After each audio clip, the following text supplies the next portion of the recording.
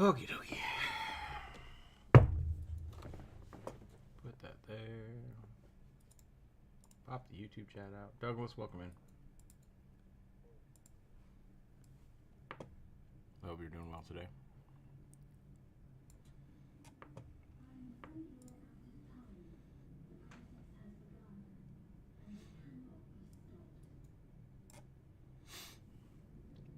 Okay. Bam, bam, bam.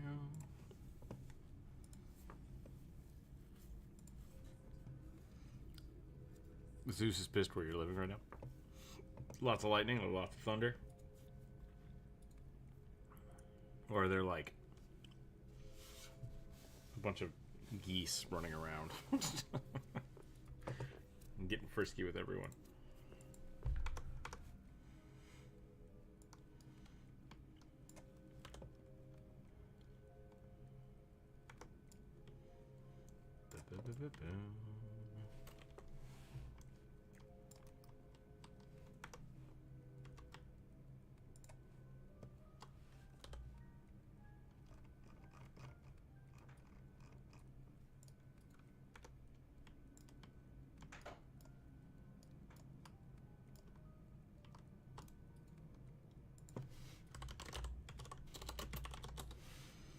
Jordan, welcome in. Yes, and rain. Gotcha.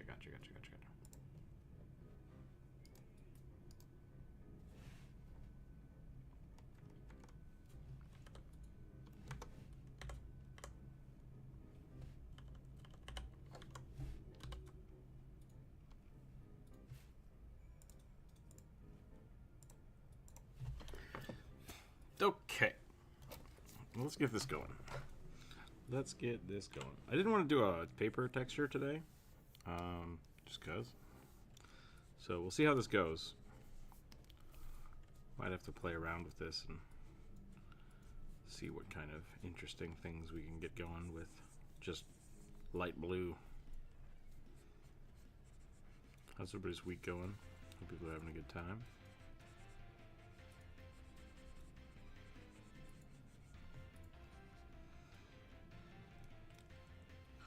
What's the name of this monster? Has the body of a human but a large eyeball for a forehead? There's the what did it? There's shoot. What is it called? Does it start with an M? N? There's the homunculi, and then I did a video on these things. Cyclops. Could be a Cyclops. Nothics. I think you're thinking of a Nothic. What are these things?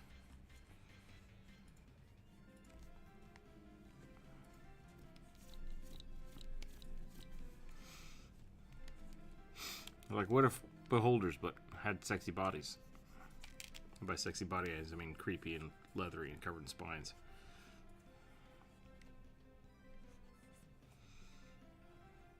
Because there's those, and then there's homunculi, which they're kind of similar. The Nothics are essentially like what happens when wizards shoot too much magic into one place. Yeah, the yellow dude from Monster Rancher. That's kind of close. Like, that's not far off.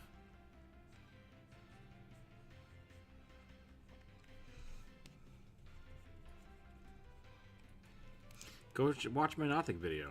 Give it a thumbs up. Apparently, this is what I've been told, which is, could always be just total bullshit because that's how YouTube works. The algorithm is very heavily looking at like ratios. So if you watch one of my shorts or you watch one of my Why You Should Play videos, please give it a thumbs up or a thumbs down. Both are good, whichever one you prefer. Because that's what the YouTube algorithm is seeing. Like, oh, dude, people actually want to watch this. So,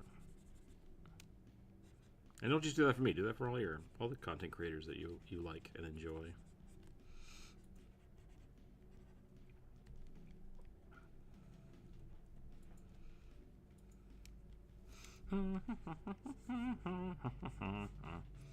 Happy Little Rugby. Doesn't even have a mouth. it doesn't have a mouth, I think you might be looking at either a homunculus or a modron. You might be looking at a modron. Modrons are like dumb shape and with an eyeball.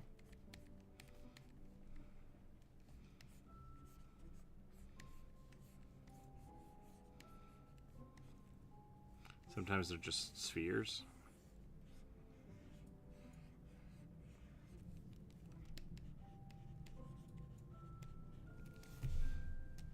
Something like that. Changeling is my favorite race. It represents everything I love in D&D, the ability to pretend to be something that you are not. It's so cool. Yeah, good. I'm glad you found something you enjoy.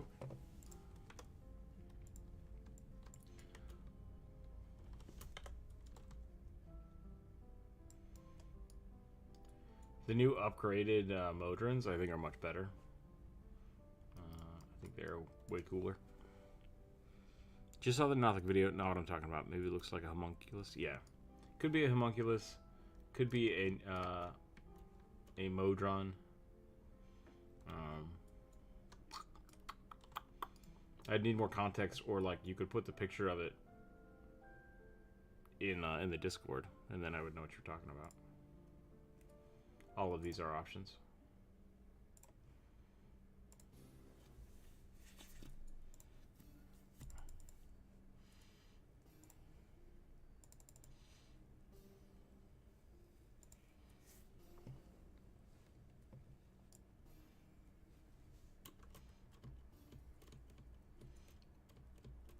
Horp, horp, horp.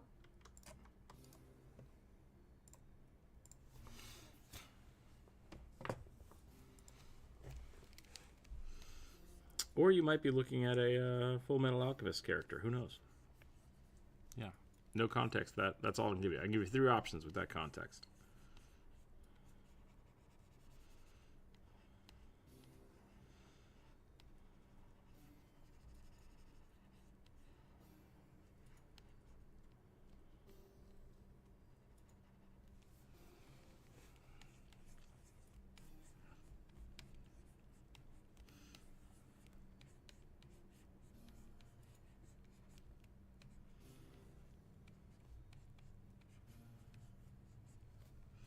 Whoop, whoop, whoop.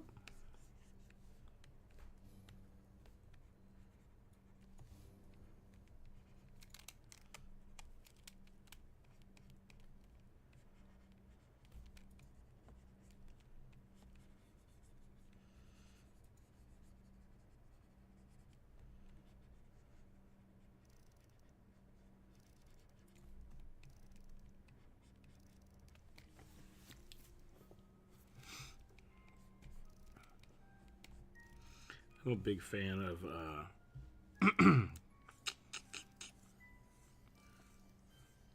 so the Modrons are essentially like lawful creatures. They come from the plane of law, right? Which got a little weird, and they just look creepy.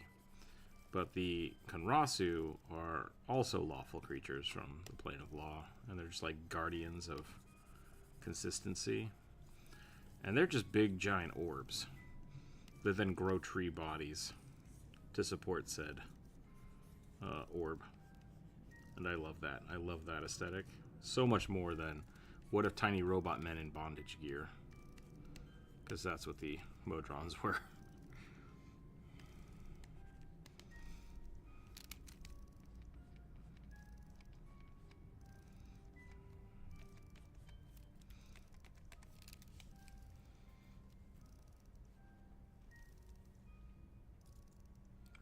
Blood Sea? There's a monk character whose head is a giant eye that has no lids and no mouth. I have no idea what you're talking about then. I don't know what that is, and that's really weird. I don't know what Blood Sea is either.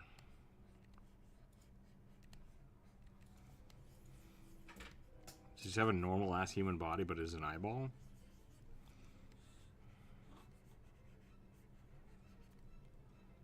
Because yeah, that sounds weird. Rubies everywhere?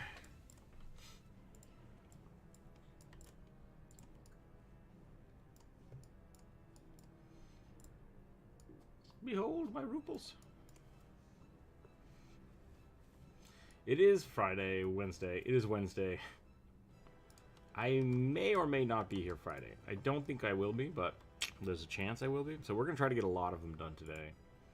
We have a pretty big list, which is great. That means lots of people with cool character ideas. So we're going to try to bust through those. I think I'm pretty warmed up. I was drawing quite a bit yesterday. We did a lot of little sketches that weren't rugby today, which I think is also good.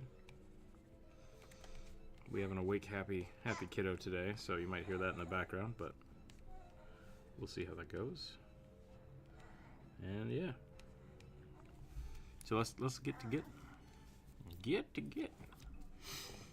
We'll do the first roll today. So if you have not suggested a character this week, you're very welcome to. I will add to the list.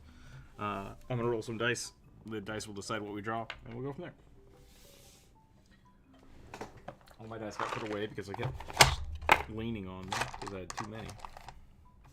Human body with an eyeball head. Bloodseed is a violent 2000 anime. Ah, so that's why I didn't know what it was, because I thought we were talking about D&D. That's where I got confused. I have no idea what that would be then.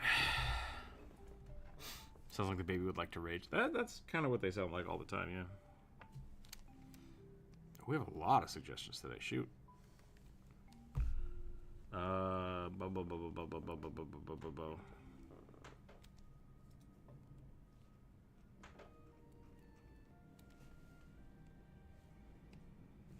A Knoll warlock with an insatiable patron. And is a chef. Okay. I think I've drawn a lot of chefs in the last month. So this should be pretty easy. The Knoll chef is pretty. Knoll and lizard folk chefs, like, are classics? Classicals? No ads, please. You got it. You got it. Thank you, Elliot. We will turn the ads off. Everyone can thank Elliot for that.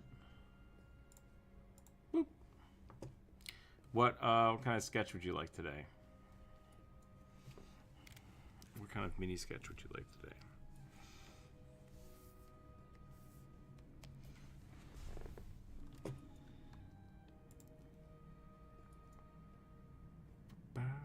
Uh-oh. Can I not do... There we go.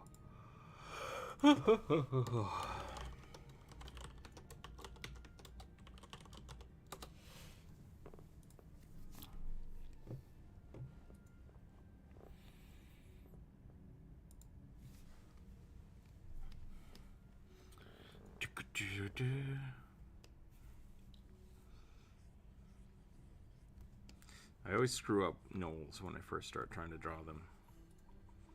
I'm gonna make them look like bears, which is not what I want. It's not my intent. My intent is not to make bears. I like bears, but gnolls are not bears. Gnolls are not bears. Otters are bears. Otters are long bears. What is happening over here? Ah, it's windy outside. That's what's happening.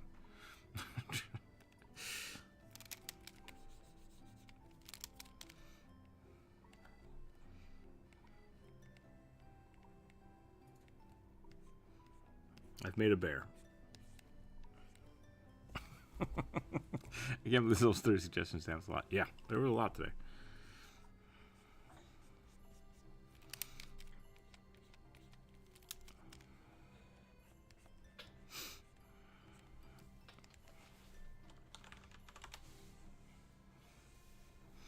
Gnolls have higher foreheads, smaller muzzles. Higher foreheads, smaller muzzles. Huh.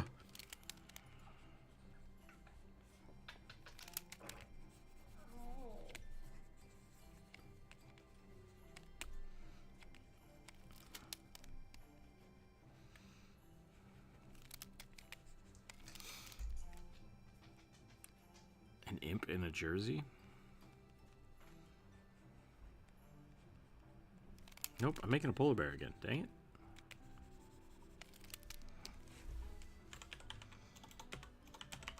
Alright, we will get that done right after this.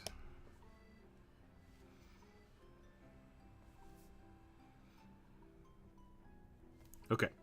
I think I got it. I think I got it. I think I got it. We do one of these. And then we do one of these. Hyenas have very sloped short mouths.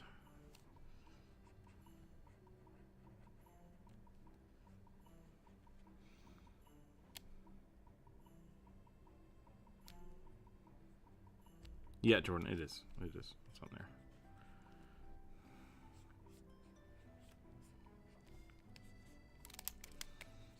If you get them on there before Wednesday morning, it should be on the list.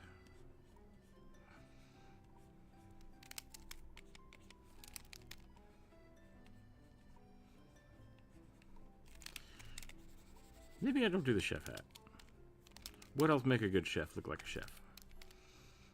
Overalls? Not overalls.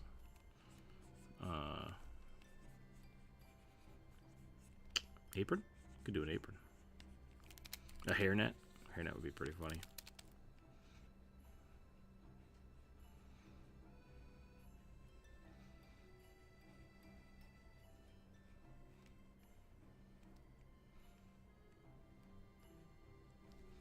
Yeah, we could do an apron. Thanks. Yeah, no problem. I remember seeing that one, so I'm pretty sure it's on there.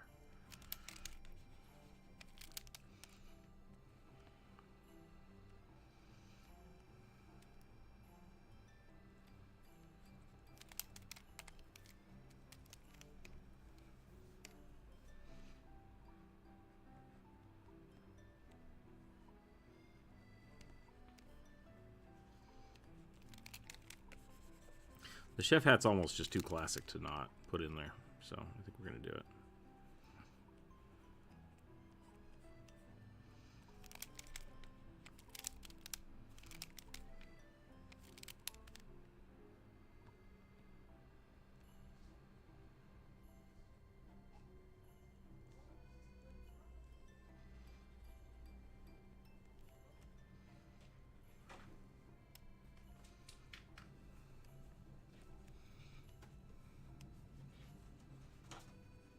Let's see if we can get... This neck might be way too long. Okay, striped hyenas are way chunky. Way chunky.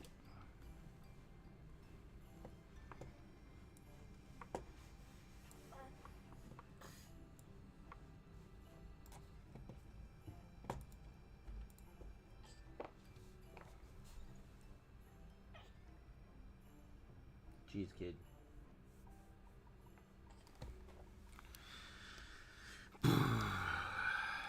This is my life.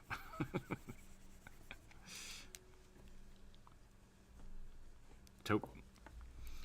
Is it T-O-K-E or is it... I thought it was T-O... I thought it was a G. Toke?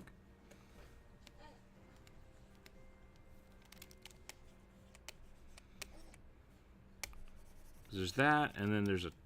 Oh, what's it called? What are these called? Maybe that's one of these. Maybe that's one of the ear flap hats.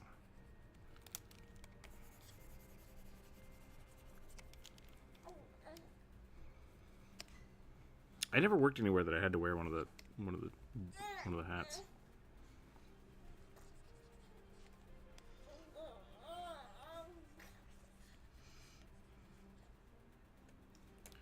With Q-U-E? Okay, that seems more right to me.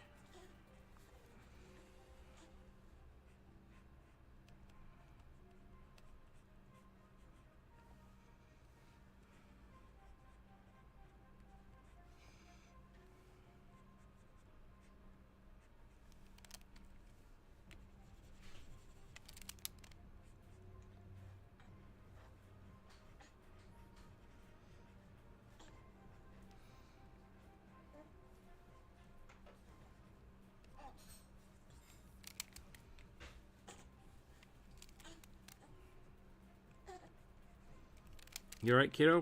What's going on? I feel like I've made a Muppet.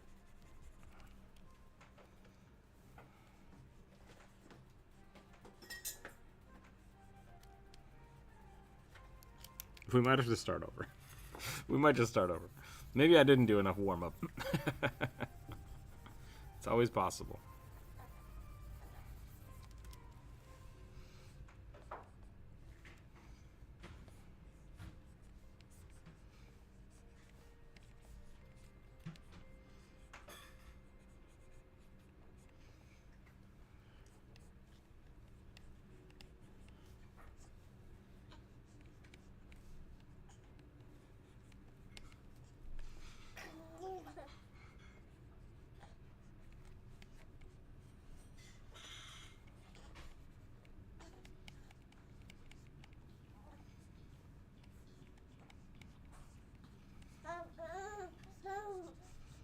Ho ho ho.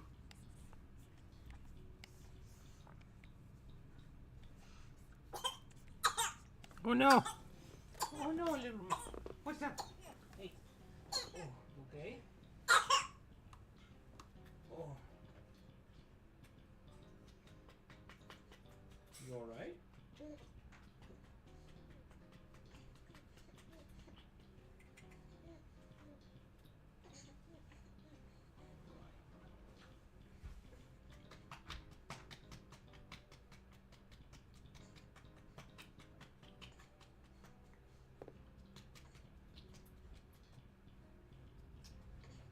So everybody, hang tight.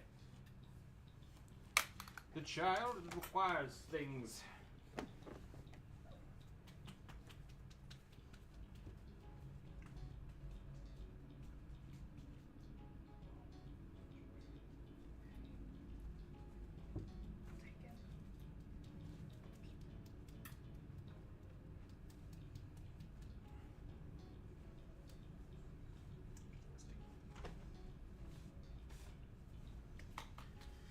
Okay.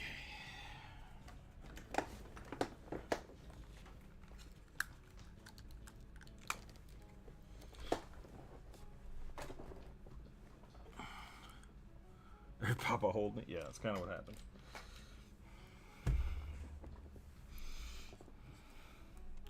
He's alright. He vomited a little.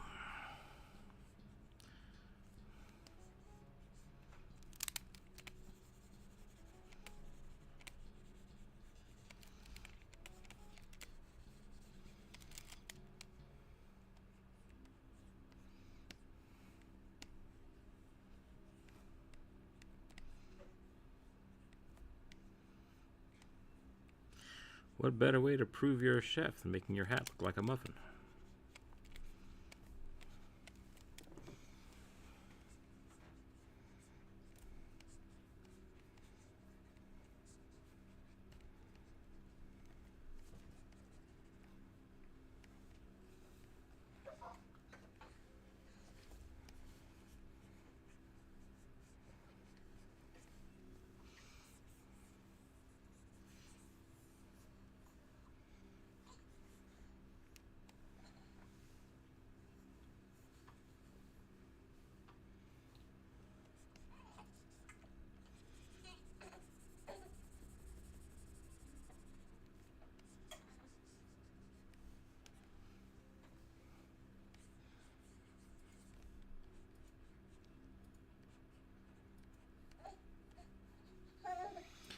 What knowledge do humans intrinsically have when they're born? Of course, natural functions the babies don't do very well. What else? Floating, holding your breath. What is the other one? Grabbing reflexes.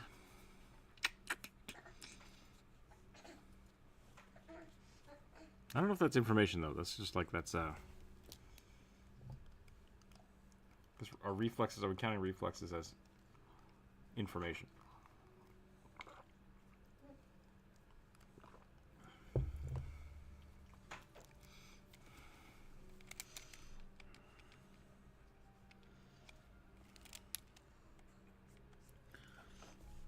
From my experience, most children when they're born only know how to try to end themselves.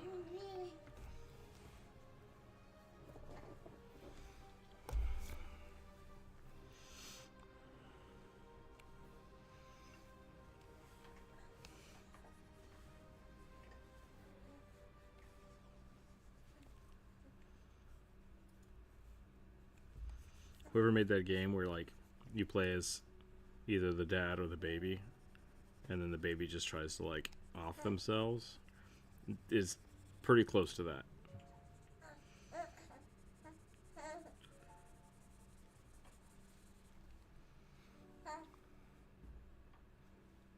Your father and uncle. We have a kiddo in the house now, so I'm the papa. That happened a few months ago. So I took some time off, and I haven't put out a video in forever because I've only had time to do shorts. I actually have a video in the works that I've been working on for like 2 months. It's just not getting there. I mean, it's just not getting finished. It's the audio's done, the art is done. I just got to bring it all together now, so I might have time to do that this week.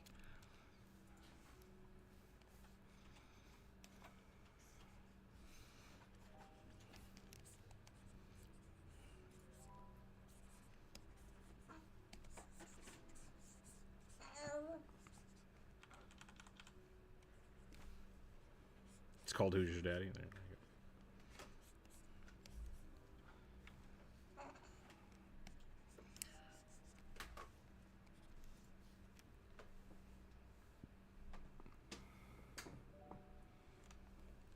Oh no.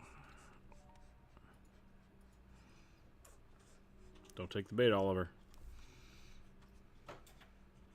That's a trap.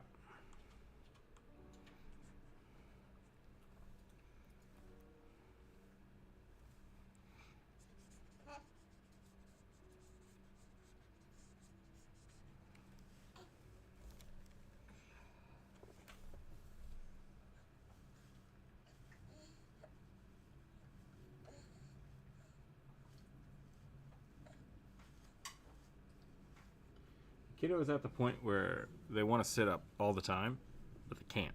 Like they just can't yet. So it's a constant fight of let me sit up, damn you, and then it's like you're just gonna fall over. They're like, no, I will sit up. It's like, all right, keep trying, keep trying.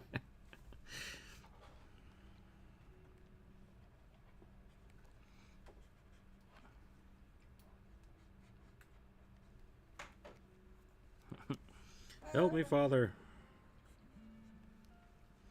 I need to get that. I need to get that emote on the soundboard. The Markiplier. Father, help! My boy.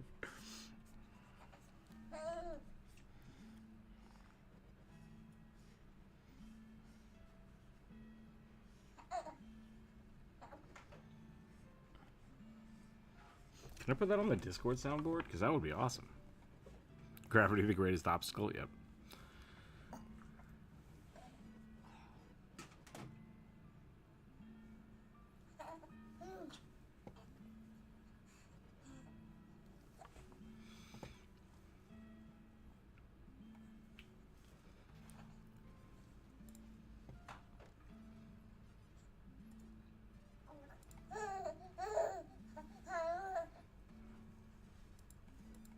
Oh, I have to upload the sounds myself. Bummer. Oh well. There's wear compressive socks. Ooh, that's rough. That is rough.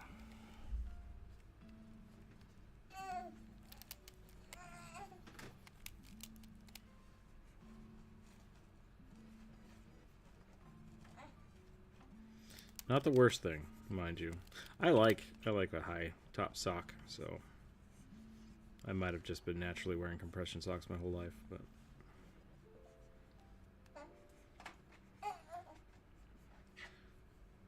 it's all these fandangled low-toed sock things that drive me crazy. Low, whatever they. Low heel? Nope. Lowrider jeans, but in sock form.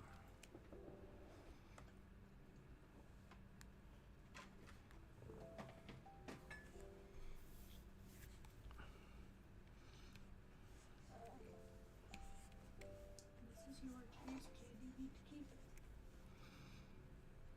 it. What are they for? I think they help regulate blood flow. Ooh, boy.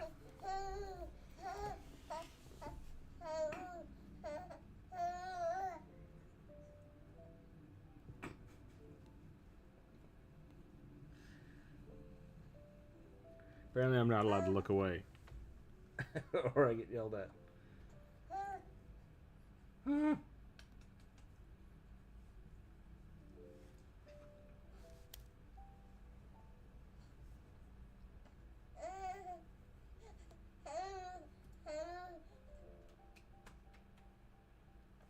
I am unconsolable. Ankle socks? Yeah, ankle socks. There we go.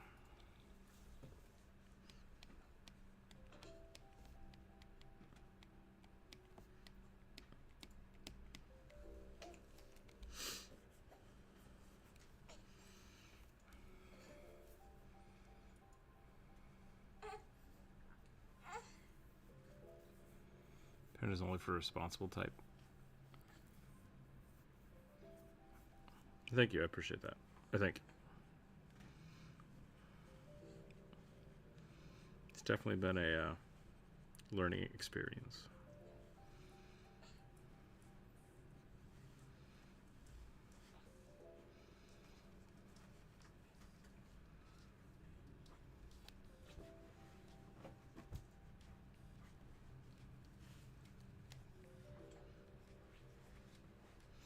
Which we might have to go back to.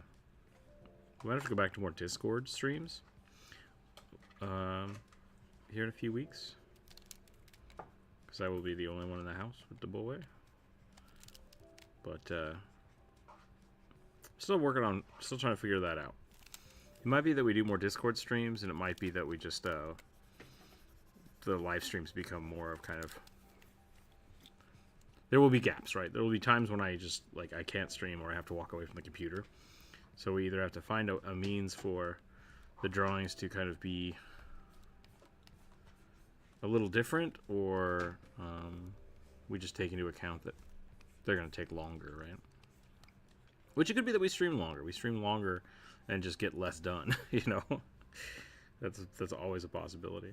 So, but that will be next month. Next month we'll have to try to start dealing with that. Figure out what we're doing.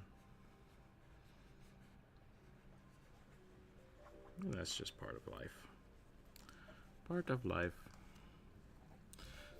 Circulation's not strong enough to get fluid out of my feet, so it's been visibly swollen lately. Ah. A pigeon is really struggling to eat some bread outside my window. Poor guy.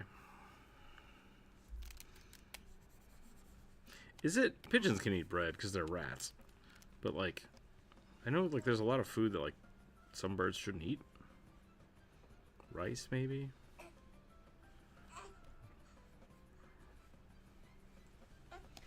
It's probably not super great for them, but...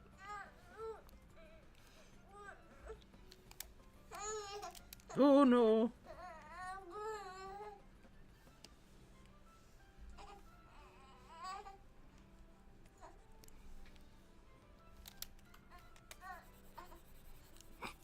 Sorry, everybody.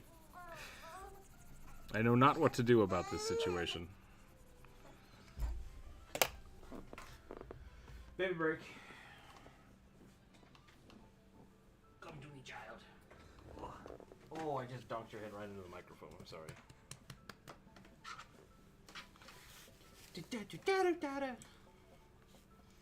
Yeah? You just want to make noise? Dehydrated rice and corn can expand in their stomachs. Okay. When bread goes stale, I chuck it into a garden for them. You're making those birds dependent on your bread. That's not true. That can happen, but I think you're fine. I like putting out some like old vegetables and stuff for the squirrels in my area.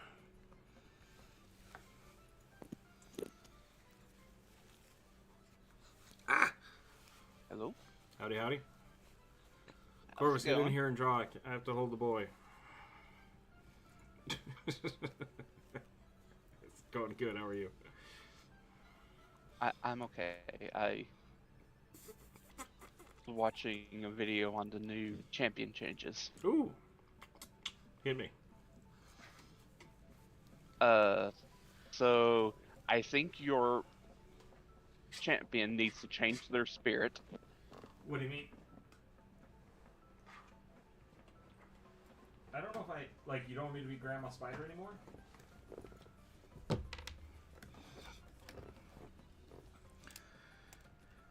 If you guys would like to donate money to Corvus's new microphone fund, please let me know.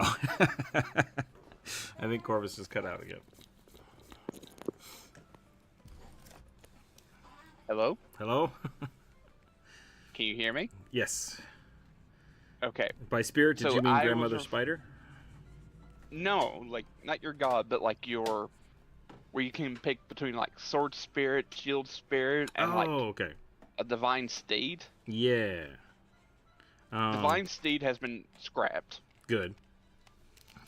This is garbage. and well, I mean, it gives you a free mount at level 1. Basically. Yeah, that's fair. I mean, like, I guess I've never been a big fan of the paladin with the mount because, like, just be a cavalier. The cavalier's awesome. But yeah. Go ahead. Well, Sorry. at the time, there was no cavalier. Right. Yeah. No, that's what I'm saying. Like, that's why I think it's that one. I'm fine with it getting scrapped because the cavalier does a better job with it. Okay.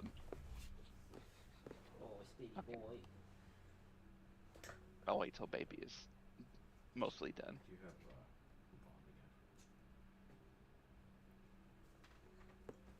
I don't know if I'm still being heard. I can hear you. Yep. Go ahead.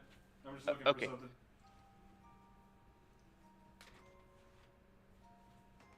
But it's now been like, so you now have a. They've compiled all the champion's aura effects into just champion aura, which is like a 30-foot emanation. Nice. Okay, that's cool. Maybe not that big. Well, at least 15-foot emanation. And with the new version of the Divine Steed, you can like. How does it go? I go back here. Yeah, Blessed Swiftness. You gain a 15-foot move speed, or status boost to your movement. If you're mounted, your mount gets the bonus instead.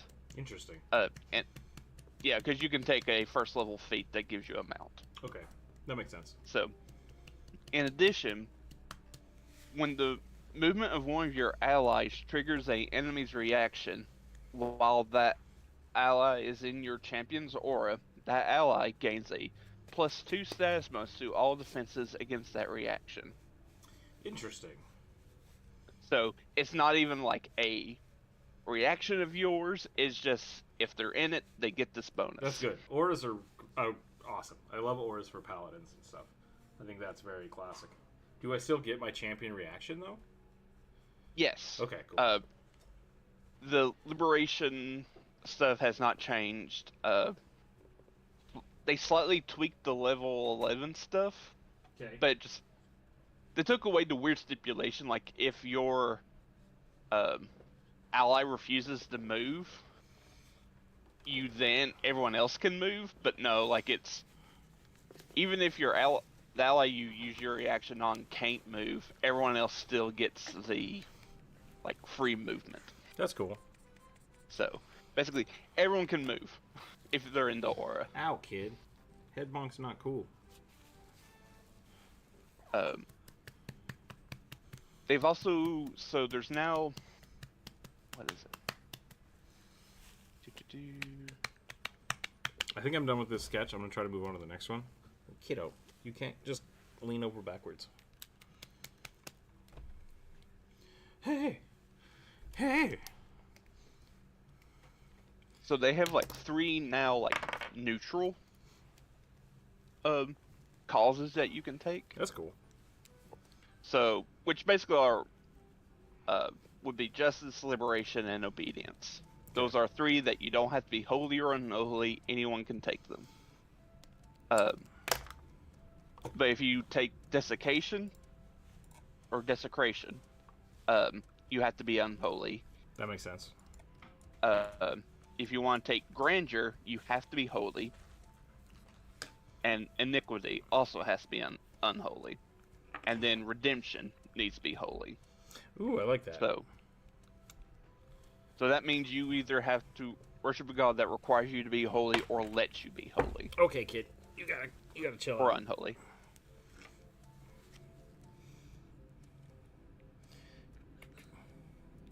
Doesn't want a pacifier. Only wants to chew on fingers. Doesn't want to be held. Chew on fingers. Yeah. Wants to stand up. Oh. There's more. Put lemon juice on the fingers. That'll stop it. Kidding. I'm kidding. Don't do this. Too young. Alright, kiddo. You're a menace. You're a menace to society. I rolled an 11, which gave me a big burly orc wearing suspenders. So I'm going to try to draw that. But I got to figure out how this kid is going to settle. Just wants to stand up. Just wants to look. Wants all attention on him. So spoiled. Spoiled boy. He's just a spirited, not as young, but he started fights, so he doesn't really win them. Your cat? Purple's the most manly color. I guess. Yeah, if you want to genderfy colors.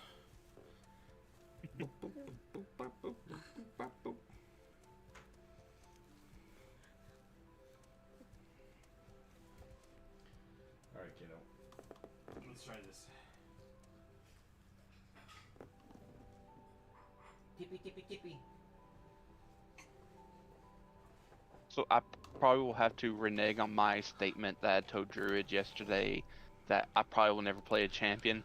I think the new Grandeur champion might be the champion that I would play. Is that like the Bard-esque paladin? No, so, well, guess you could make it that way. Because the Granger's like it's all focused around the buffs, right?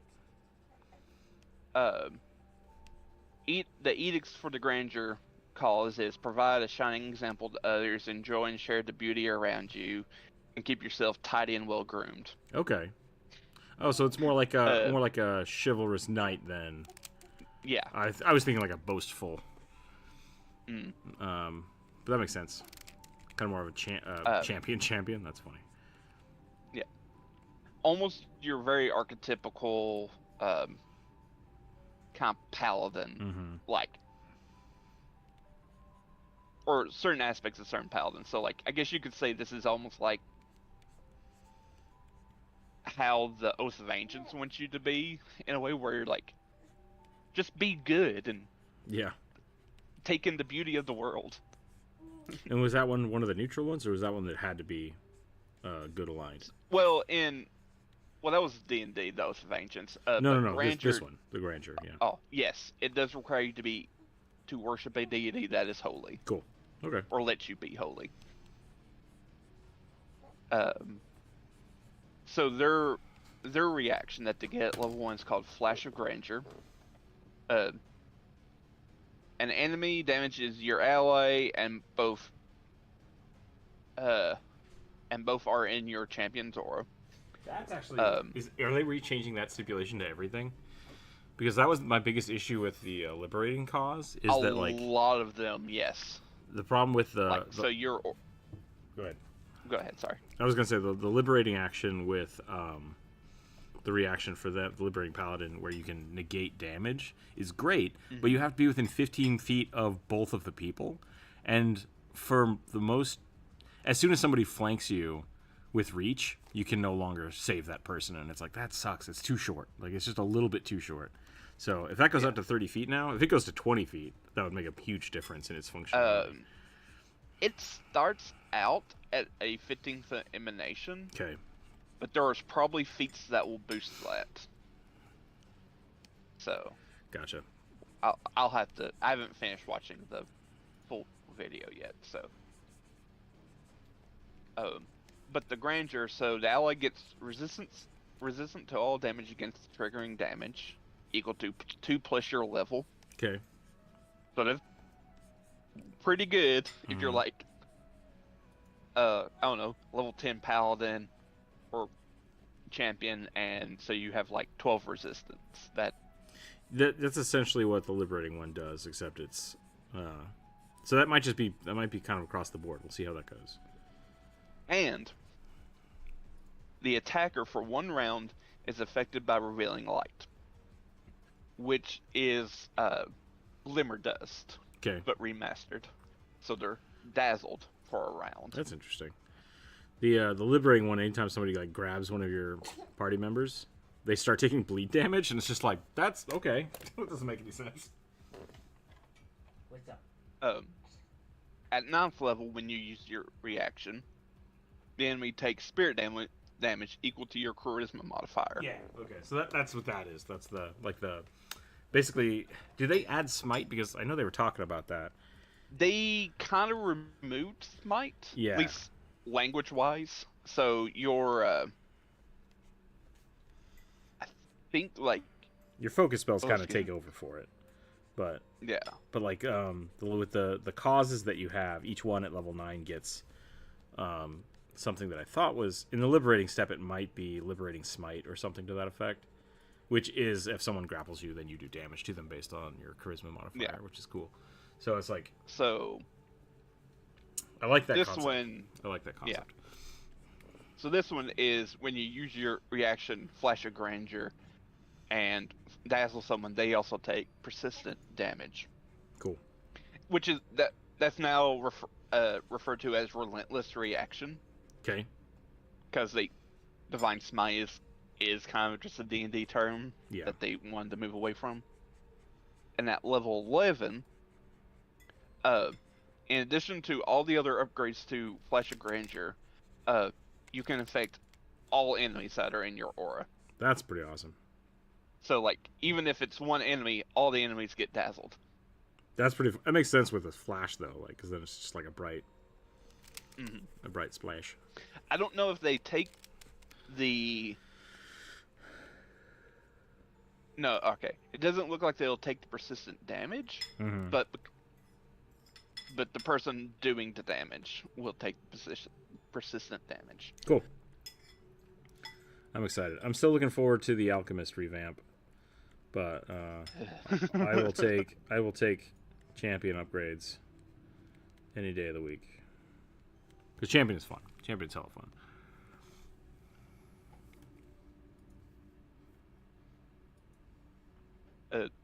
Also, like different RC, like different feats, like some of them have like causes. And one of the grandeur feats is when you use your Flash of Grandeur, the attacker is also off guard for a round, in addition to being dazzled. There's a lot of things in 2nd edition that essentially just let you flank.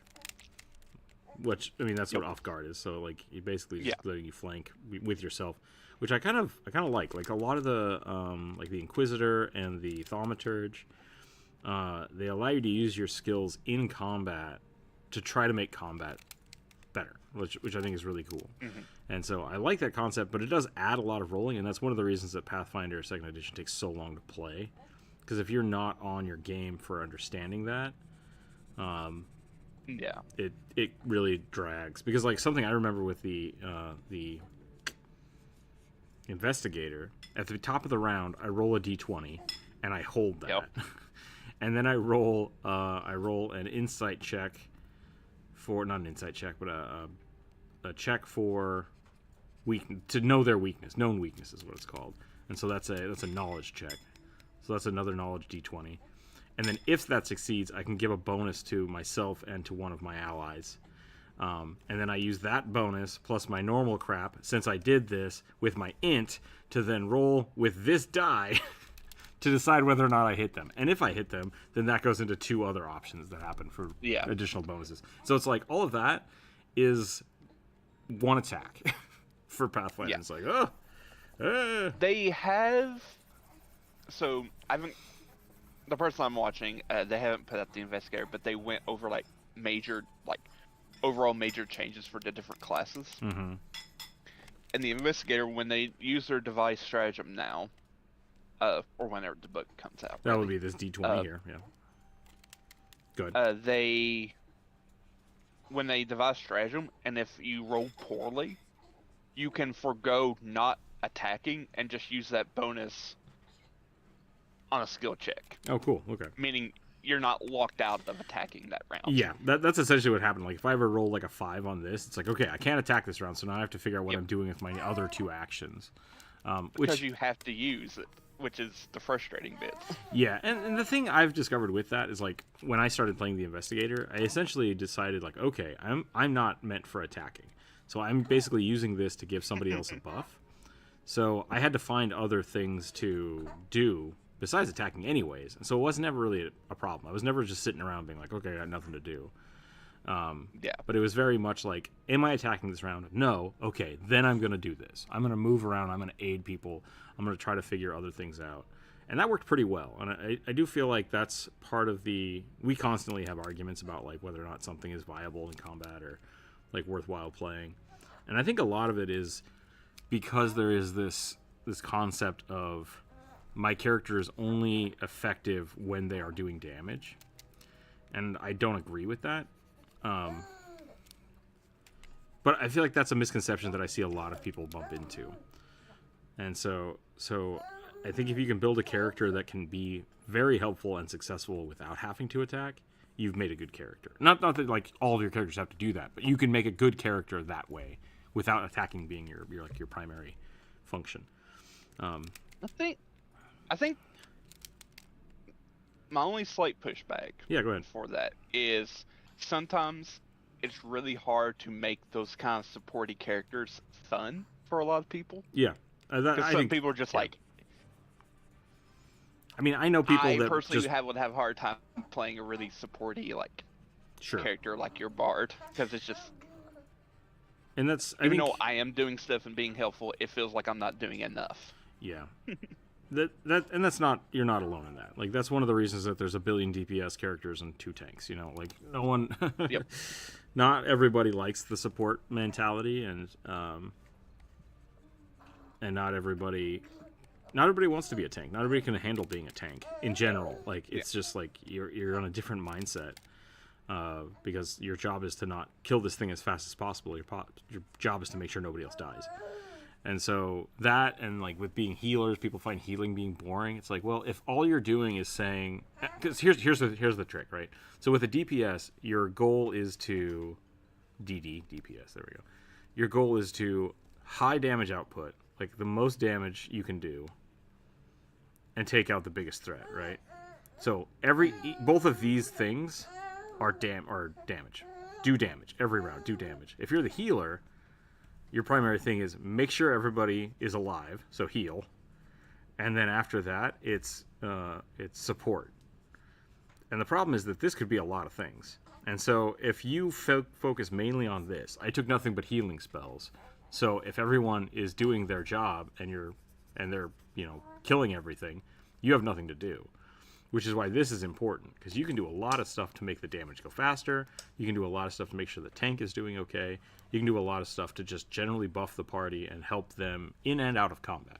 So, like, this is a completely different build than this. And you can do a really good build that's both, and that's usually what I do. But, like, a lot of people just kind of overlook this over the kind of support builds. Because it does. It feels weird. You're not getting a direct feedback for I give haste to these 2 people. That's my turn. On their turn, they do stuff. I did that. It's like, no, they did that. That's not right. Like, you don't get credit. You don't get credit for doing that kind of stuff. Especially when it's like, at low levels especially, it's like, oh, I'll give everybody a +1. And then people are constantly rolling like 5 or 10 plus, right? So it's like, your +1 didn't really matter in most of those situations. And so it's hard to feel like it was really necessary. But yeah. 8 action. Right. Yeah, like the 8 action can be a lot of fun. I think it's a lot of fun, and I try to use it when I can. But yeah, I think it really depends on your level, and a +1 doesn't feel as good as like a +2 or a +4. So, which is why I think why D&D went to the advantage, because a +4 feels good, which is essentially what advantage is giving you. Advantage is giving you, on average, a +4 to your roll. But when you're rolling more dice, it just... You don't notice the minutia of it. You don't have to worry about the math. It's just another chance. So I can definitely see that being. Oh, poor little guy.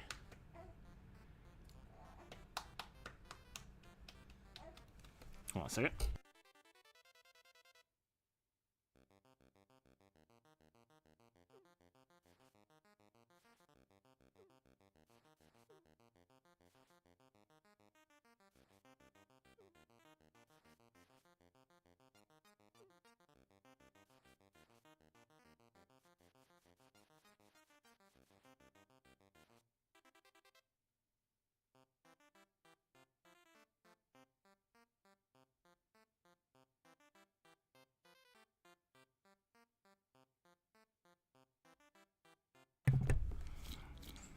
All right, let's get back to this orc.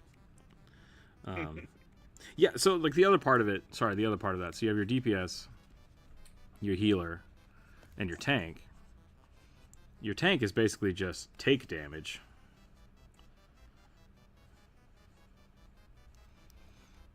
Right, deal damage. Heal damage, right?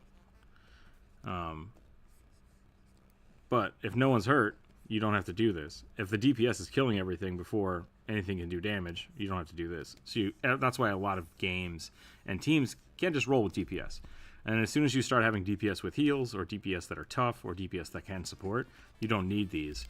And that's where things kind of start falling into weirdness. Because like you can also have like support tanks, which is what my champion is, right? Like he's not really designed to take a lot of damage. Like he doesn't have... He's got like an okay shield, but he's really supposed to have a two-handed weapon, and he's supposed to buff everybody and just prevent their damage. He's not really designed to take damage himself. So it's a lot of fun. I really like that build. I really like that kind of build, because you're just bouncing around preventing damage instead of technically tanking it. And he's got like lay on hands and stuff, which is really fun. And so you can start divvying up those responsibilities into some really fun characters. And that's where my bard comes up. It's just like, I'm here to do whatever. I'm here to tank some damage. I'm here to explode. The only thing I'm not going to do is DPS. And it's been a lot of fun. It's been a lot of fun. So, yeah, it's really just a matter of figuring those things out. I think my only kind of shifting back to champion, I think my issue with the champions for the longest time was how reaction heavy they were. Yeah, like, and it's just like a lot of like just like, do I use my reaction now or wait a little bit later? It's just now it seems like they're trying to push the champion into like actually doing more actions instead of just solely relying on their awesome reactions. They're not bad reactions. They're just yeah, because they're like, so good. Like, do you want to not waste, but like, do you want to use this now or later? There was a lot of times when I'll be sitting there, it's like, do I want to make sure that I don't get hit by this spell, or do I want to give everybody a little bit boost to their will save, or do I want to prevent one person from taking 15 damage? Like, all of those are great. All of those are good options. Oh no. Struggle, kid. Struggle is real today. Yeah, I kind of like that though. I kind of like that it's not just if you're a wizard, it's like, which spell am I casting, right? If you're a fighter, it's just, do I attack or do I reposition, right? Like, do I need to do some kind of movement to stun this guy, or do I just go all in, right? That's kind of all you're picking. But with having so many reactions, you get some interesting concepts of like, well, maybe I need to wait. Maybe I need to stand over here this time. And it's not always just, how hard do I swing this round? But my rounds tend to go pretty quick compared to everyone else's too, because of that, because it is simplified. And I like that about it too. So.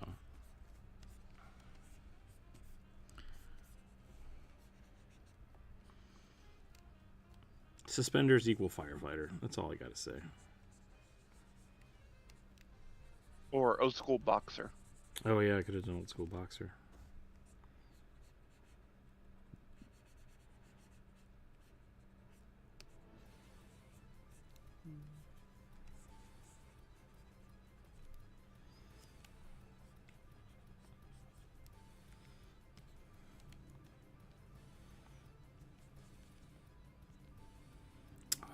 Was I supposed to give him a beard? That might have been a different character.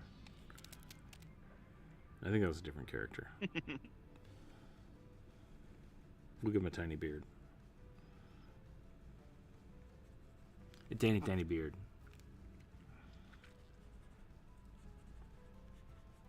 Okay, I forgot to draw Oliver's imp. So we're gonna... I said Oliver, I'm sorry. Elliot. We're gonna draw Elliot's imp. I think I'm about done with this guy anyways. So let's get that done. And we'll go from there. It is getting hot in here. I'm gonna turn the AC on. So sorry if there is noise.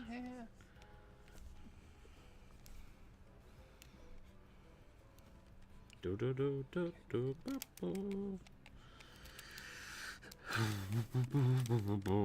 bo. I'm excited for my squirrel summoner. It's gonna be great.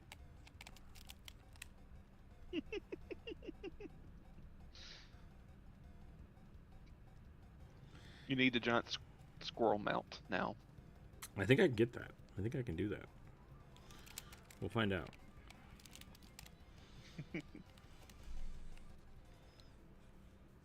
I really want to get the new, I think it's like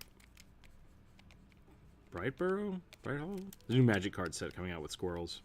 I'm really excited because I've been playing a squirrel deck in Magic for 10 years or so. Just slowly upgrading it. Some more possums are coming out with it too. Yep, and some raccoons and some other stuff like that. It's pretty great. There's a new commander that he summons trinkets. That's what, just like garbage trinkets and junk, and then he can turn them into like big 4/4 animated creatures. It's like, yes. Jeepers. So that's pretty funny.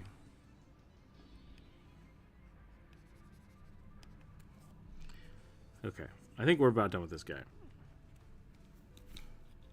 What if Liam Neeson was an orc? That's what I feel like I've done here.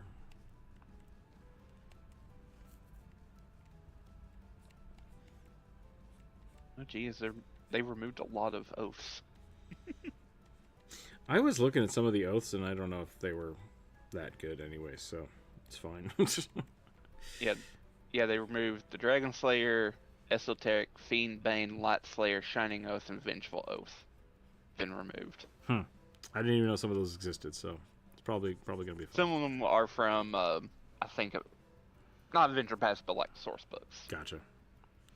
Like Knights of the Last Wall. Okay. Okay, let me go turn on the AC real quick, and then we will draw this imp in a jersey.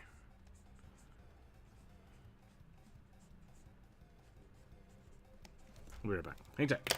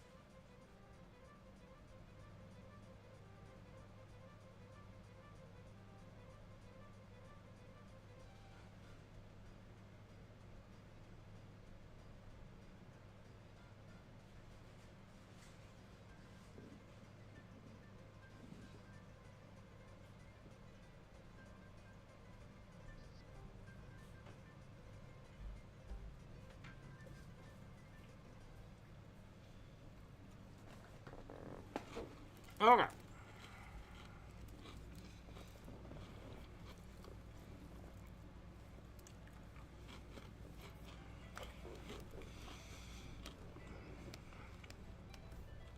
I went to Costco yesterday and got this giant bag of like Snap Pea Cheetos. That's what I'm calling.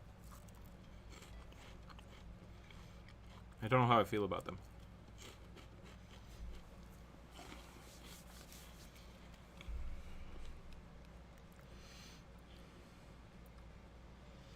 sorry. I have no response.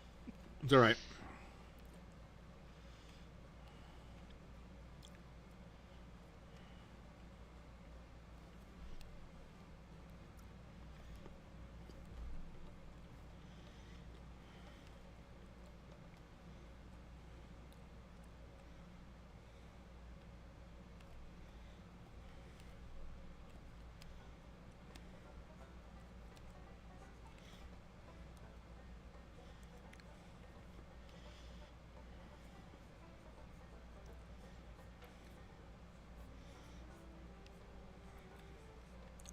Turns out an imp wearing a jersey looks a little bit like a rugby.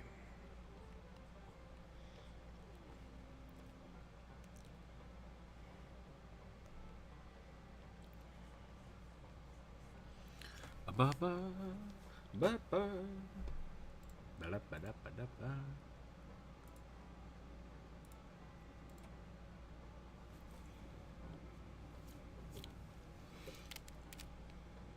Anybody have plans for the weekend? I guess it's only Wednesday, so it's not really the weekend yet. Yeah, I was gonna say it's only Wednesday, bro. Is Young the Chihuahua from Courage? Maybe? Shirley, I think is her name. Does she wear jerseys? Well, looks like she's wearing a dress, considering you Sure. just don't. I don't know what sport jerseys look like. They're essentially dresses.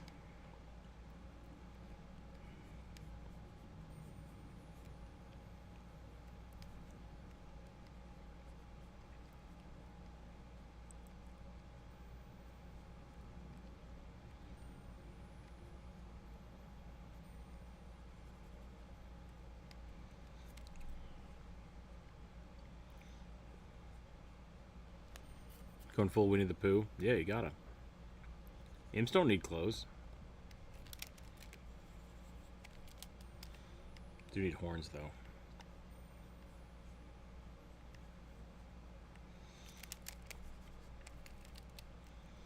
I like to think that demons are like born with their skull the right size. Right? And then their power dictates how big their body is. So if they're really, really old, they should have huge, huge horns. But they could be shitty little imps and just be tiny, tiny bodies. It's like if you boosted the power of an imp to like a hell lord, it would have the same face. It would just get really buff.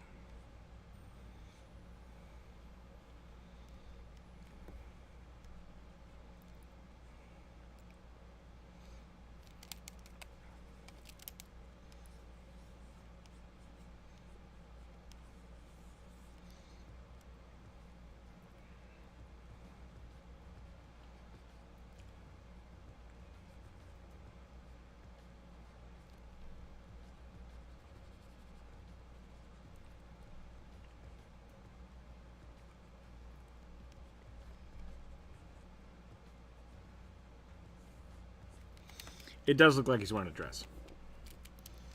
Maybe we should go a little higher. Red baggy shorts. Big old baggy basketball shorts. Yep. You don't remember the time of the tiny shorts. I don't know if you were alive for that. No. Look up a picture of Scottie Pippen real quick. I mean, I know of the shorts. I just was not a lot. Yeah. I was not born yet while those got phased out. So Basketball shorts I've seen enough used to be this. old pictures. Yep. Basketball Essentially shorts used to be. tennis shorts. Yeah. John Stockton. Oh, John Stockton.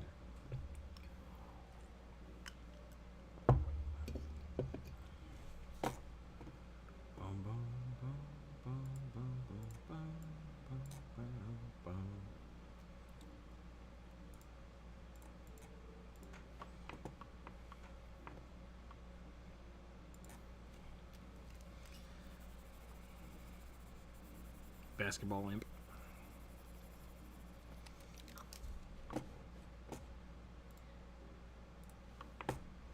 Which is pretty much the little aliens from Space Jam. I'm trying really hard not to draw them because that would break the rules.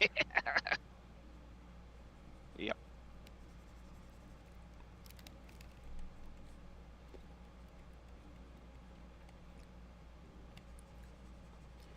And I don't think Elliot was trying to break the rules.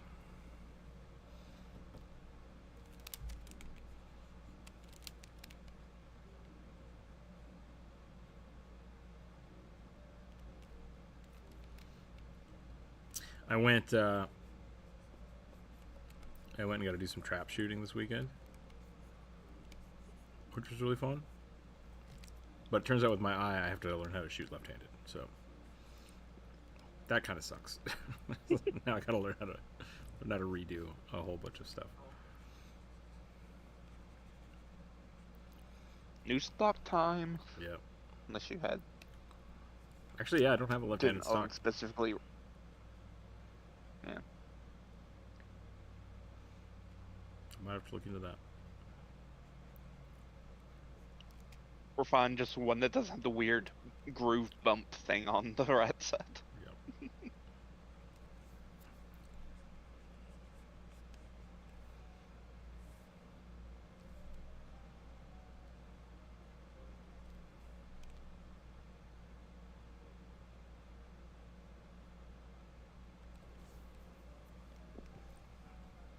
Alright, we're gonna put him down here. Whip.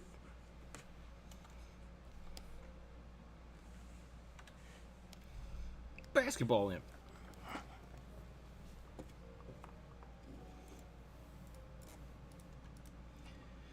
Doopy dippy doopy doopy doopy doopy doopy.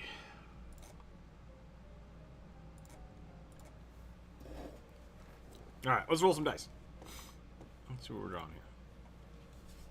There's still so many on this list. 10. A Shadowfell gnome. Isn't that just a Thernivlin? Or is that different? What is it? Shadowfell gnome? I guess. Or just an even more depressed deep gnome. We could do like a garden gnome, deep gnome.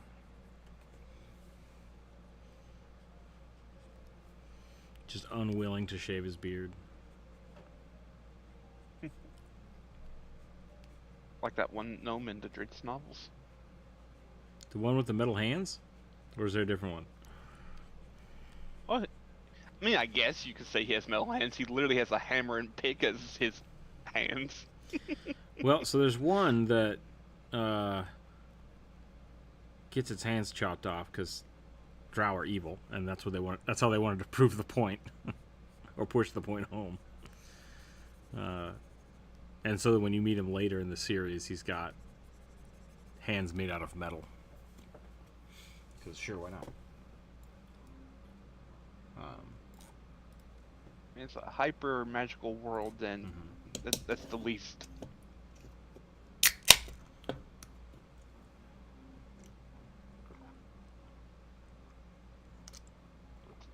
Can't remember his name. He's a pretty cool character, though.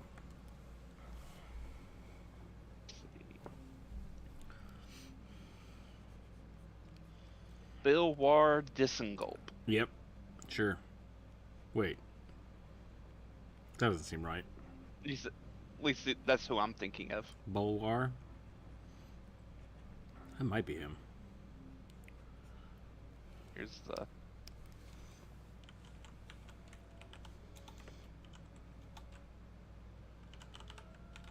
Yeah, he's in Homeland Exile, Starless Night, Siege of Darkness, Relentless.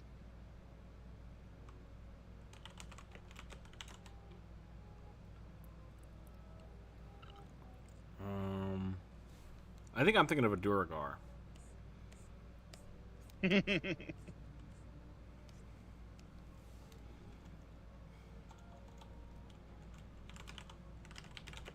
Yeah, he literally has a where his hand should be on one side is a like steel hammer, and the other side is a big pickaxe.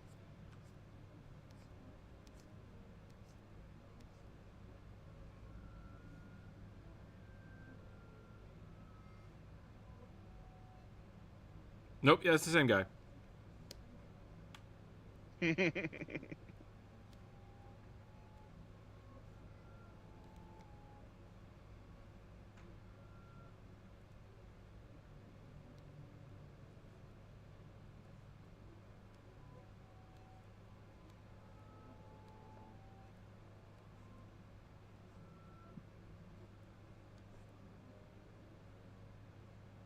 Yep.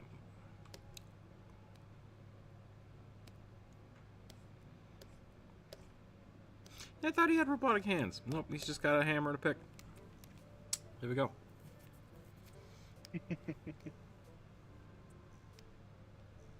Yep.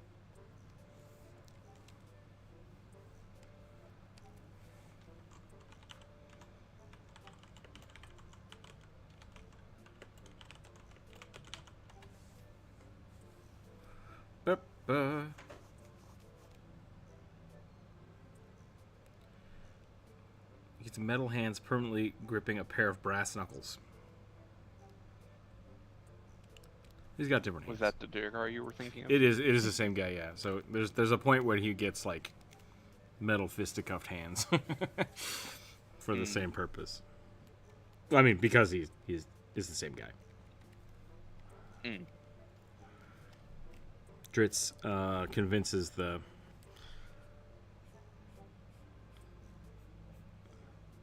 his commander to let him live, and so the compromise is that he cuts off his hands, and then he helps Dritz later for trying to help him, like years later. But the Dritz books are good. Salvatore does a good job. I'd recommend those to people.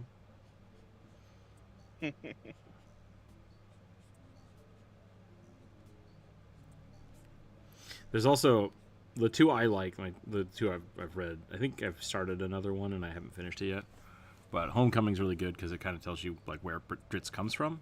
And then there's another one of like a whole bunch of short stories about Dritz. And I think the audiobook is read by Ice Cube. What?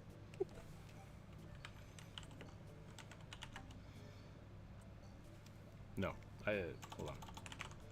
Ice-T. Sorry. I was like, that's not right. Yeah. I was like,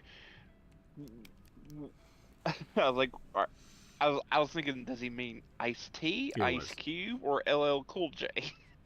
Yep, it was Ice-T. I always get their names screwed up.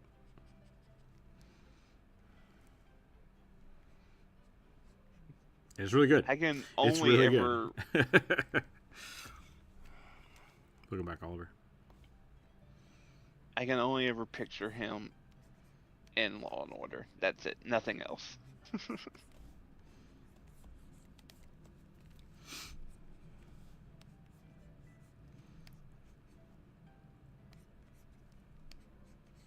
Did this have a class? I don't remember. I'll check. Shadowfell, no, it did not. Okay.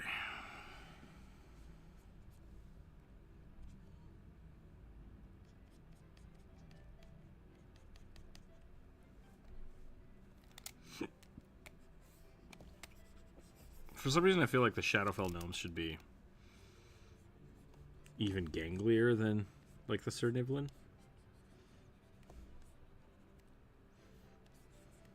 Yeah, because like demons they're pretty stocky. They're not like.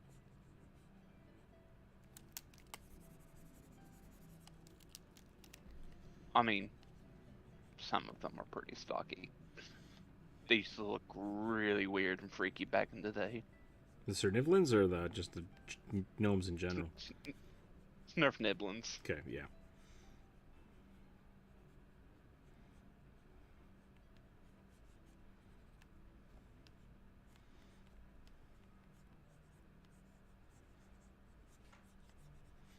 How are we supposed to say that word? I always say Snurf Niblin. Surf Newland. Because I think the base is from the Dark Elves in Norse mythology. Norse, which would be Svart Elves. So it should be like Svart Nivlin, but I still think that's wrong. Yeah. Because I think the base, the first part, like the first 4 letters, is the same. So I think it would be Svart. Yeah. But there's no T. Svart Nivlin? I don't know. The other one is Durgar. I don't think it's a hard R. Which I'm not sure. There apparently are, according to Chris Perkins at least, for D&D Grey Dwarves, there are 2 official names that you can call them. Dwergar and Durgar. Both are acceptable. Yeah. So I like Duragar, which is basically just this but slower. Like doer, right? Duergar. Mm-hmm. Growing up, my friends and I always read it as Duggar, like Dig Dug, Digger, and it's just like I'm like that doesn't sound correct. So I've always been trying to say it right with the growing up wrong in my head, if that makes sense.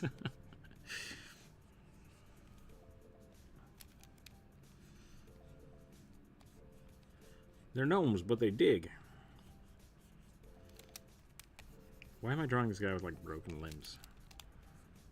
Gnomes have... Because we... Are gnomes... Go ahead, sorry. I can't remember. Gnomes are, like... proportionate arms and legs, but just tiny bodies? I think, right? Dwarves are proportion...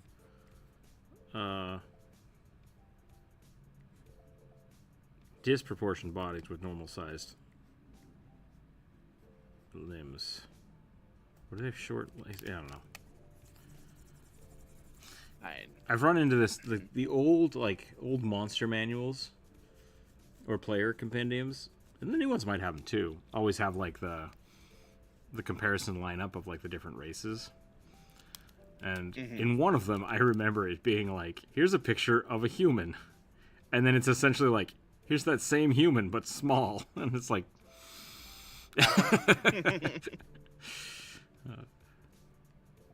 Yeah,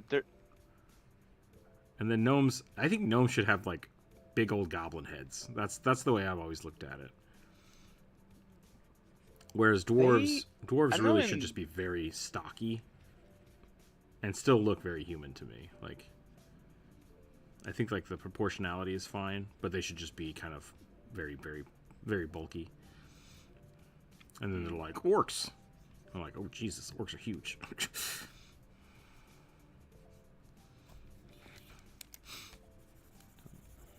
it's like, it looks like they have like normal proportioned limbs, but their head seems to be slightly bobbly. Yeah.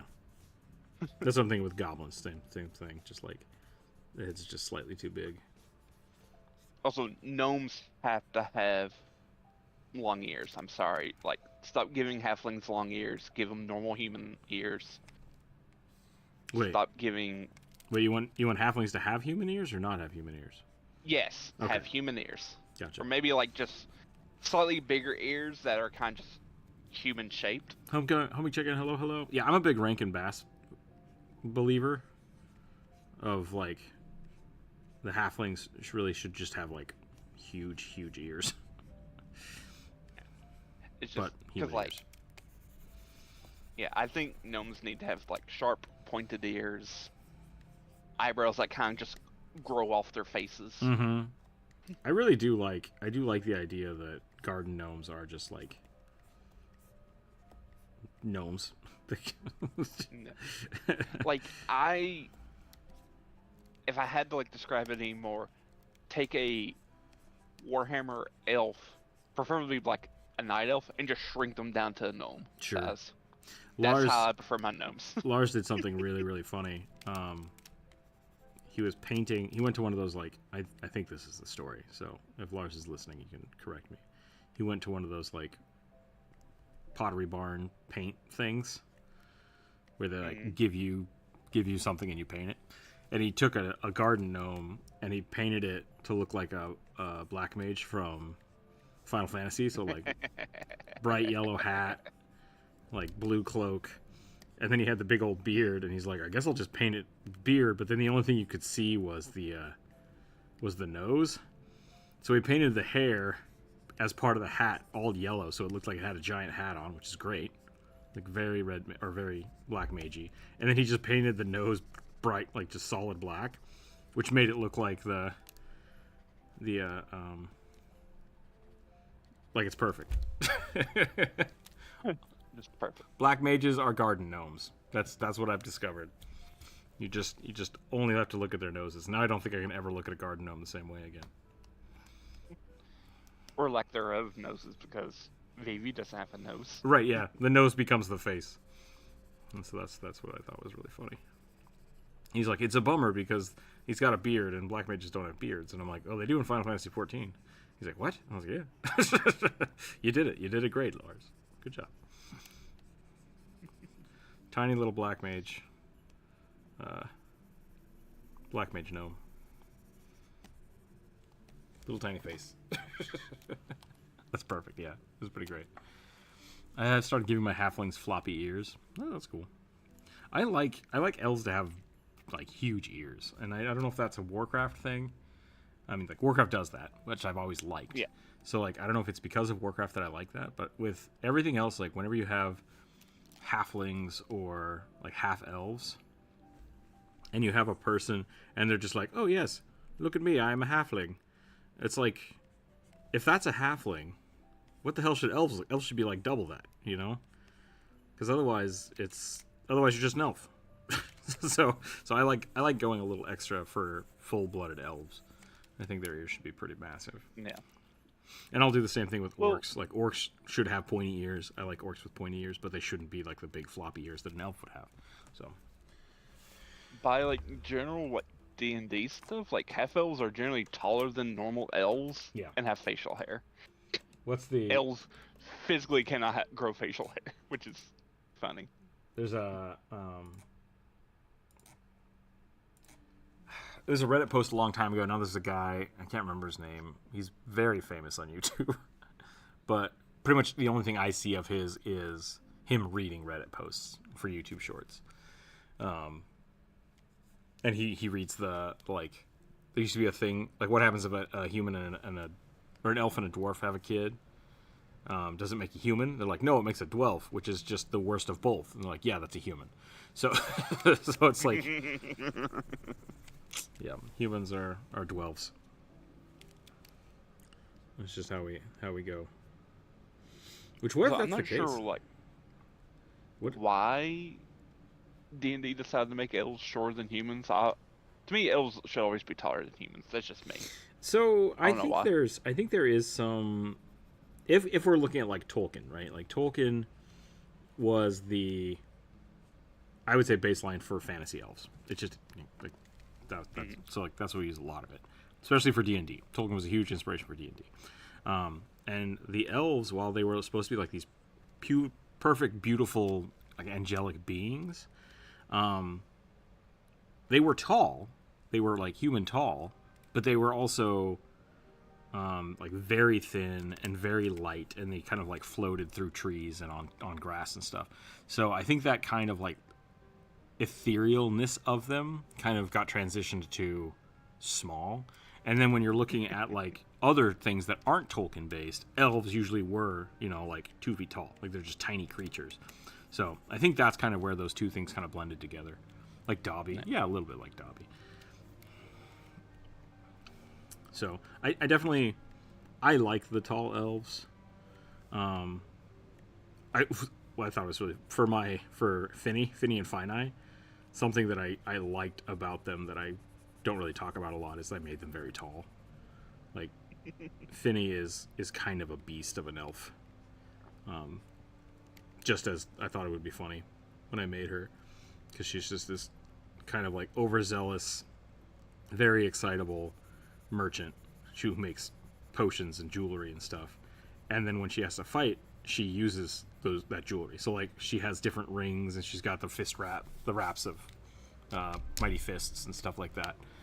Because she's just like, I'm like, what would an enchanter do for fighting? Because like I don't want them to be like a trained swordsman. I want them to just make crafted shit. And so I made her kind of like the Mandarin, or like Iron Man with the magic, the 10 rings.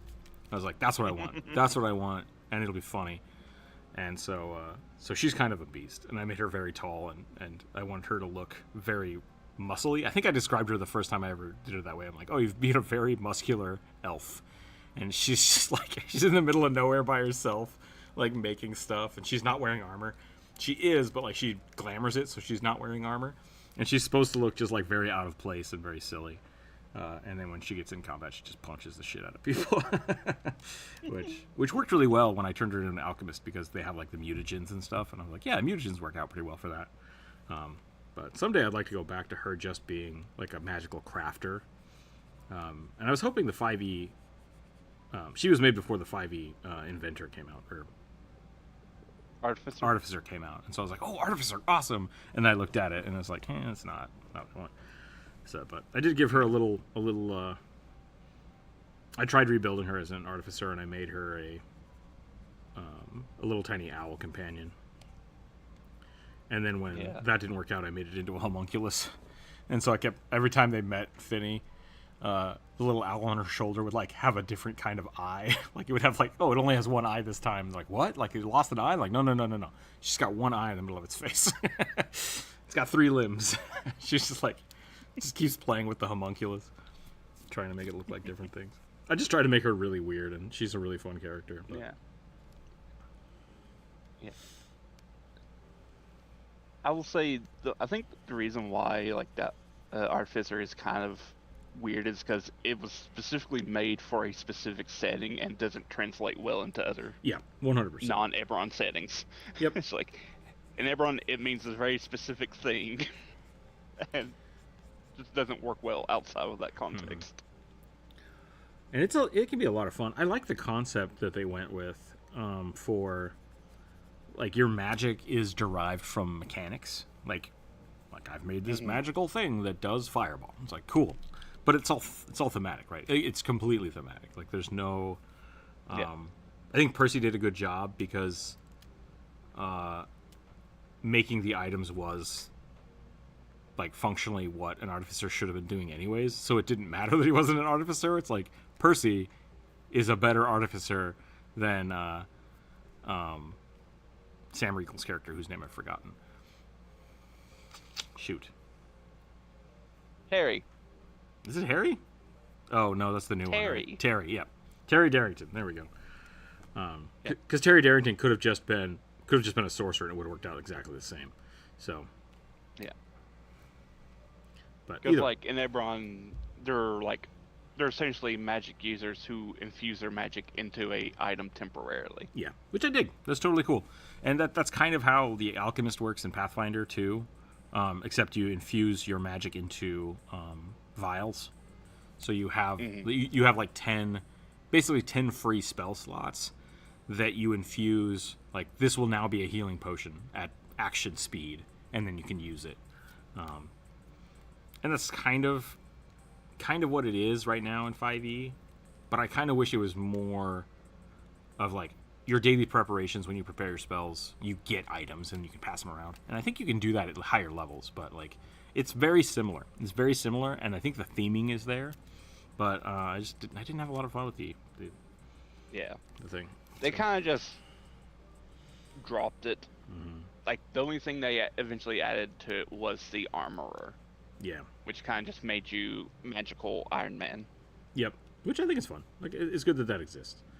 But yeah, I think they tried to capture a few things that, like, the alchemist being missing, like the crafting systems being missing, like having robotic pets or like machines that you can come around, or like artillerists. Like, I think all of those are missing. The bomber was missing, which is also an alchemist. Well, and they tried to put all of that. The artillerist isn't missing. No, they had it was before the artificer came out. is what I'm saying. Oh, Like, yeah.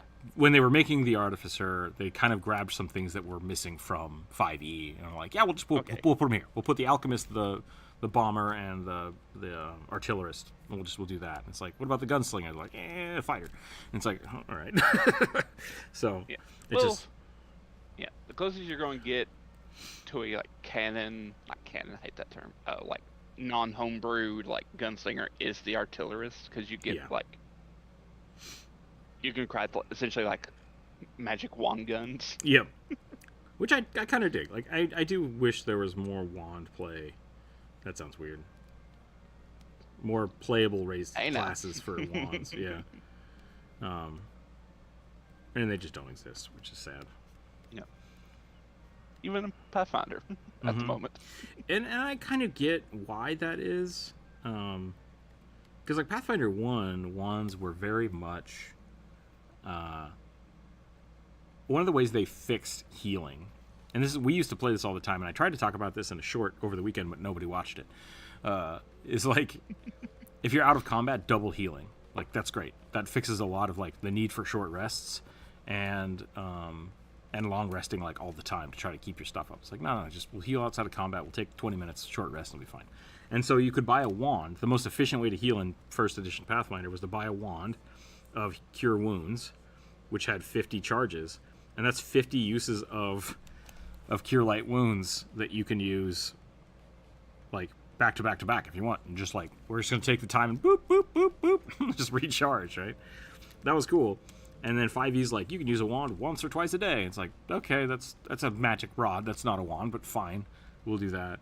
And now Pathfinder went the same route of just like, this is a wand, you can use it once a day, and I'm like, okay, so that's not the same functionality as it used to be. It's no longer a stored capacitor of spell. It is now a limited item, like, that is being additioned to your character. So I kind of like this idea. This is kind of what I was going with Finny, because if she just walks up and has 6 different wands strapped to her belt, that's cool. That's cool to me. It's like, okay, I'm just gonna go bam, bam, bam, bam, bam, bam, bam, bam. And I've looked at trying to make that, and I've looked at trying to have her become that. But I like her punching people too, so I kind of steered away from it. But there's not a lot of functionality with it, and I really think there should be. There should be feats based around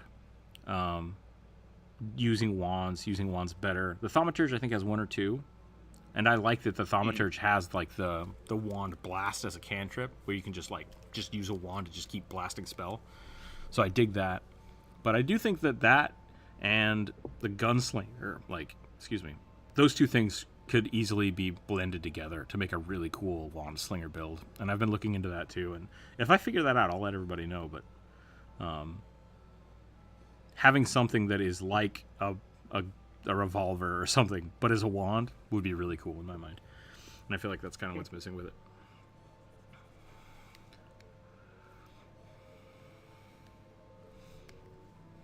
Okay. Yeah, I think probably the Alchemist video will probably come out tomorrow, and I'll send it to you. Yeah. I will watch that and be happy. Hopefully. Because, like, I know a big complaint people had about the Alchemist was it was always better for the Alchemist to basically spend all 3 of their actions to quick alchemy a mutagen or something, or a bomb, and just hand it off to the fighter or the I noticed that because barbarian. In first edition, as soon as the mutagen left your hand, it stopped being functional. It was just like it lost its innate magic. But in the second edition, it's not like that. So it's like, I'm going to take this potion that gives me essentially haste for a minute, and I'm just going to give it to the barbarian. Like, this thing lets me regen a shit ton of health every round.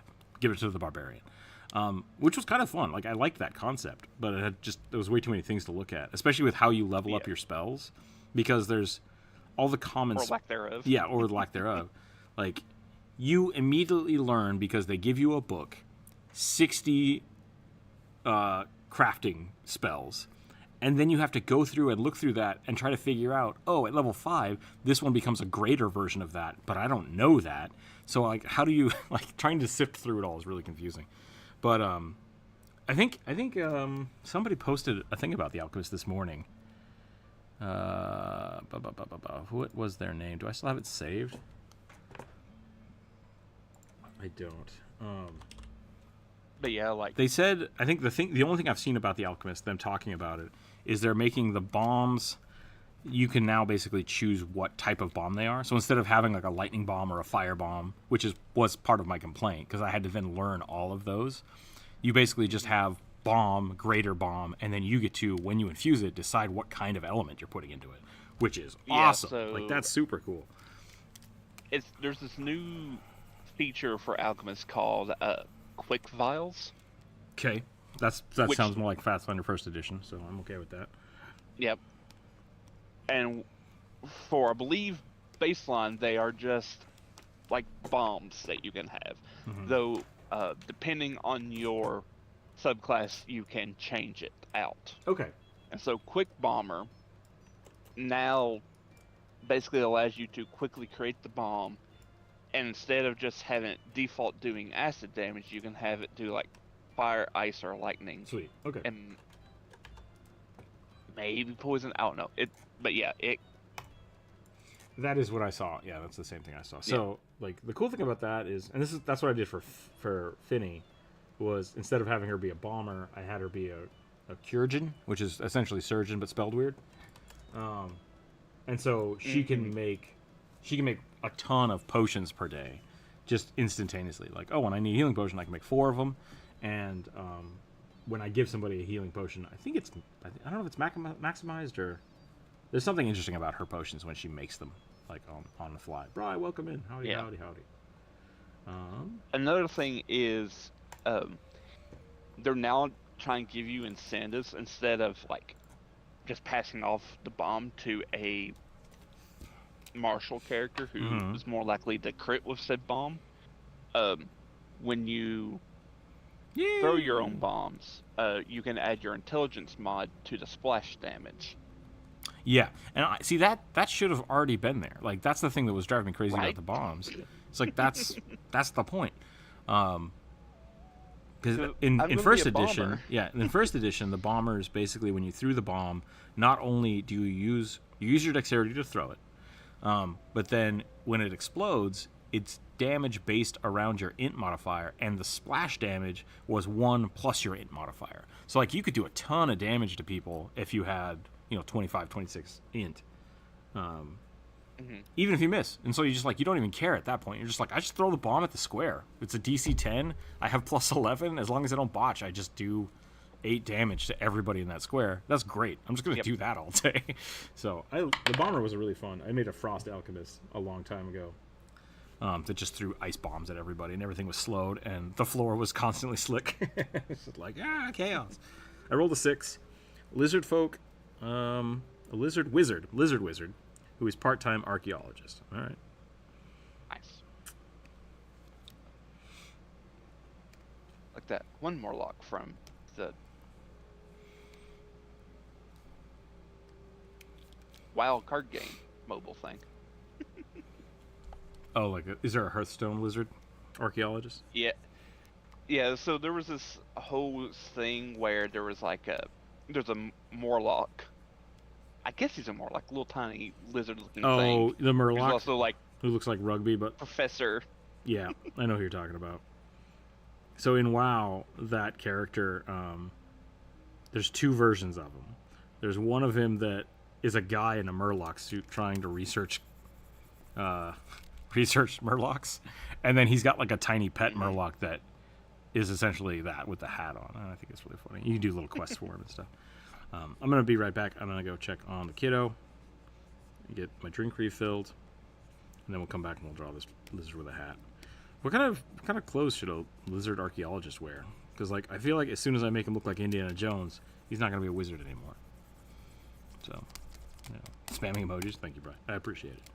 Makes the chat more inviting. Hang tight. Be right back. 1 second.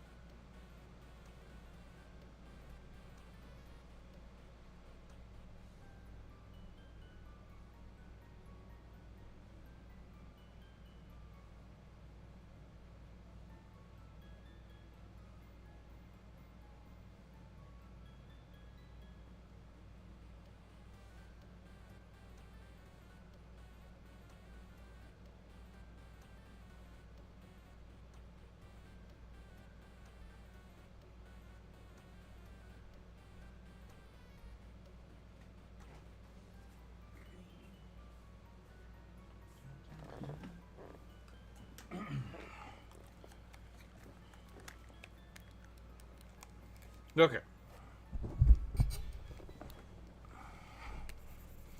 Let's draw this lizard wizard.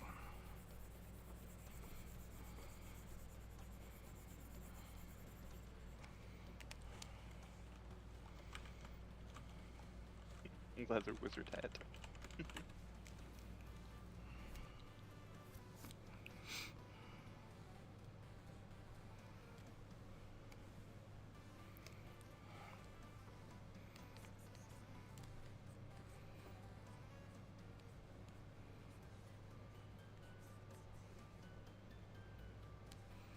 Iguana. Ooh, you know what? We should make him a chameleon. That'd be really funny. I don't know why that'd be funny, but it sounds really funny.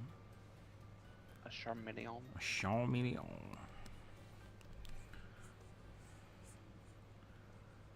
It looked like it was going to be a lot more fun to say.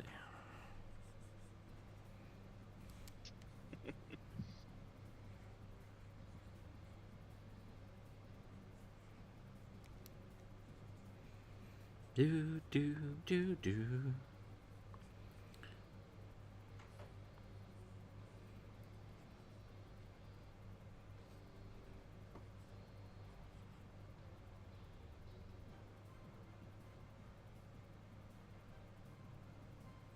You guys should look up. Apparently Yoshi P, the guy that makes Final Fantasy 14, is upset because they spent a whole lot of time trying to make you really horny for this new cat folk lady. And then they And everyone's super two-headed lizard. Yeah, everyone's super horned up for the lizard man. He's like, "What is going on?" It's just like the internet, man. Don't look at me. Yep. You put a giant buff dude in a harness. Yep. What do you think was going to happen? Poor Yoshi P. It's fine. I spent a lot of time in this expansion just like screaming at the NPCs to like stop being so horny towards me. It's like, hey, pump the brakes. Get the fuck out of here. Oh dear.